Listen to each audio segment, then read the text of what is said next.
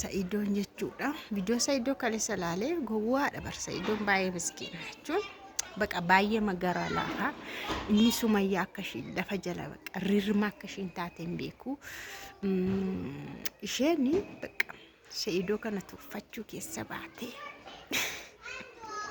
baay'ee tuffatte. Haadha manaa abbaa manaa wal tuffannaan immoo hin ta'u akka koo kana ta'a dubbi hin ta'u. Waliin kabajamu taanaan hin ta'u. Gowwomsaadhaan hin ta'u. Shashawwadaa shaffanaadhaan hin ta'u. Gilxii yoo ta'e malee gaa'ela taanaan jireenya keessatti yoo iftoomina ta'e malee irra dibaadhaanis jireenyi hin taatu. Irra dibaadhaanis jiraatamuu hin danda'amu. Irra dibaadhaanis walii galuu hin danda'amu. Anna Sumayyaan otoo dhaqee achitti argeesi Sumayyaan amma ani Sa'idiin hin barbaadu jetteetti. Maaliif amalli isaa qabatamaan qabamu baay'ee tabalaasheera itti. Inni garuu duuba ishii deema. Isaan immoo iddoo isheen itti galte argadhi. Isaan maal gorsan beektu? Salaam maal gorsite? Ammaakaariin Sa'idoo, ammaakaariin Sumayyaa, Salaam jechuun ammaakaarii Sumayyaati ammallee. Engaddi isinitti agarsiirratti. Sa'idoon baay'ee waan ishee miidhee fi waan ishee gowwomsee waan ishee sobee fi taraaramuu hin dandeessu jette. Amma Sa'idoon baay'ee miidhee lafee ishee cabse moo dhiiga ishee hangalaase? Isheen ammas taanaan akkasuma Sumayyaaf Sa'idoon araaraman illee hin barbaaddu. Maayette gorsite engadda manicha amma kireeffadhu. Kireessiti anas kan jedhetti galtaa wacii keessii shaffanaa. Maaliif iddoon isaa guddaadha waan ta'eef kwaalitii waan qabuufis birrii guddaatti kireeffama. Isheen maal gooti? Baqa anasteenyaa jechuun giddu galeessuma isaa iddoo guddis iddoo hin taane bakka laallattee galtee jireenya ishee jiraata. Akkanatti gorsamte. Nagaa isiniif haa ta'u kabajamtoota hordoftoota kiyya akkam jirtu? Nagaa keessanii baay'ee nagaa fi galata waaqaa ta'u baga jiraattan bagarra geessanii. Egaa dubbiin isaanii kun na dhimnaan har'a kaleessa ture. Anyways har'a aayidiyaatti kenna yaaddi jedheen dhufe. Amma Sa'idoon duraan durseeyyuu iddoo isaa yoo argateyyuu viidiyoo gadhiisuu illee hin qabu. Iddoo masaa baree gab jedhee taa'uu qaba. Tokko kana maaliif booriftaaniif yoo fuulattuu argee iddoo isaatti qaamaan argee gaafateyyuu waan tokko waan ta'eef maana baqattaa maalidha rakkoon haa furamu maaliif ijoollees na dhoskitaa jedhee gaafachuuf illee achitti yoo ishee arge garuu ni dhaqee viidiyoo waraabee ana argadhe iddoo ishiitti anis nan bitadha. Ani illee nam wal dorgommii wayi baqa isheedhaan dorgomuu wayi na iddoo ishiin baree miti zim taa'uu qaba ture. Inni kan biraa immoo Roozaa jechuudha.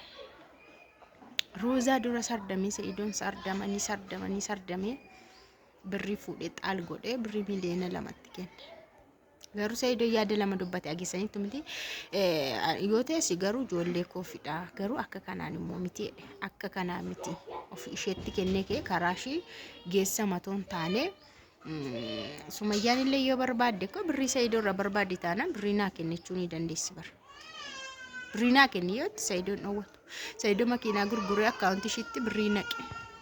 Innaa Sa'idoon jechuudha dhugaa dubbachuudha Roozaa kana funyaan irra dhaabbatee harkaa fuudhuu qabachuudha birrii kana.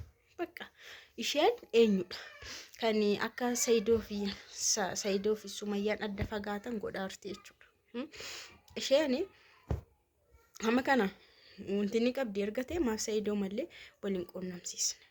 Argitan sharrii ishii tonkolii ishii otoo Sa'idoodha yaadditee even Sa'idoomti Sumayyuma ijaan argee akkasitti Sumayya maani rakkinni maaliif hin furamu maal ta'a ijoollee yoo na agarsiiste kana hundumaa maalidha balleessaan kooyyuu ijoollee kana ni dhorkame jedhe akka wanni fuula ishii ilaalee ija ishii keessa ilaalee naasofnee fi kan dhoskaa jirullee ishee mataa isheeti jechuudha.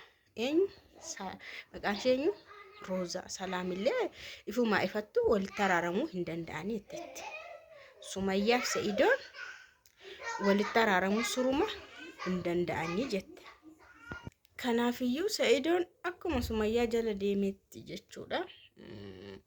Sumayyaan garuu fedhii isaa hin qabdu. Fedhii Sa'idoo illee hin qabdu. Ijoolleetti agarsiisuu illee hin qabdu. Isheen maal barbaaddi beekta? Hamma nangaa qofa hamma geessu agarsiifachuu achi deemte waa tokko godhu. Abbaa barbaadde mana dhaqxe reebuu, abbaa barbaadde dhaqxe salphisuu. በበርባዴ ቆነሙ በቃ አናካስ ጎቹ እንደንዳት ገሮ ከስ ጎቹ እንደንዴሶቹ በቀቹን ኦላንቱማሽ በቃ ጉዲነሺ አገርሲፈቹ መለሱ ማያል ሰይዶ ተራራም ሰይዶ ጅንጅራ ኢንቀብ በርባዱስ ኢንቀብዱስ ከናፉ ሰይዶ ሞ ማሊ ደርዩ ብራፍ jechuun dhiisee jiru samaan jiran yoonaa kana mucaa tokko ashee guddifate waggaa 2 ta'eera barram yeroonsa isheenutu Saidoon gab jedhee mucaa tokko fa ashate ifa bilisa ofishii jala deemti ofishii barbaada deemti amma itti yaada yeroo baay'ee dubartiif irri yeroo haadha manaa fi abbaa manaa yeroo adda baan eenyutu irra gadi deebi'a seetan dubartiidha dhugaa shuyoo dubbattan dhugaa waaqa akka kootti jiraarraa so adda ba'e anatu gadi deebi'a beekamaadha kun waan ma jiru maaliif ijoollee anatu qabaa anatu ijoollee guddisaa haa achuma daayyutuma gargaareeyyuu itti gaafatamummaa fudhadhee maal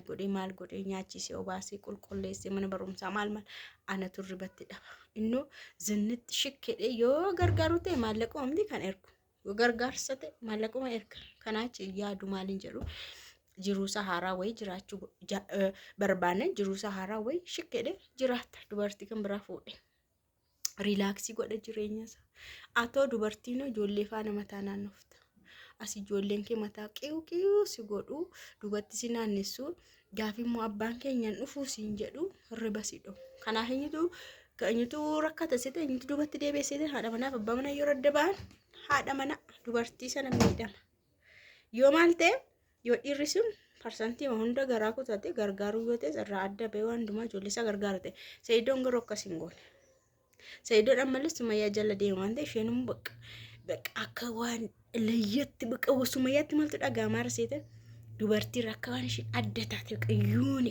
yuunikii beektu jechuun kun adda yoo dhame gosti isaa akka hin jirre wayitti kun adda yoo dhame gosti isaa sun akka hin jirre wayitti yuunikii akka waan taatetti dubartiirras Sumayyaan adda akka taate wayitti akkatti itti dhagahamaa maalis Saidoon ayyuu fuudhee ka'ee hiikee Sumayyaa barbaada maqaan ishii kunoo hawwis fuudhee mana kaa'ee Sumayyaa barbaada ijoolleedha yoo ittiin yookiin ijoolleen isaa maan ta'ani haadhatu iyyuu kunuunse guddisa ijoollee haadha caalaa garaan abbaa garaa haadhaan caalu garaa haadhaa turrenaa haadha turre kunuunsas haadha turre sirriitti ijoollee seef godhayyuuti miidhamu yoo jedhe garuu achi miti na kan Sumayyaa akka isheen mataa irratti fincooftu nama hundumaayyuu akka isheen akkanatti olaantummaa fudhattee olii gaffiigdu kan godhe Saidoo mataasa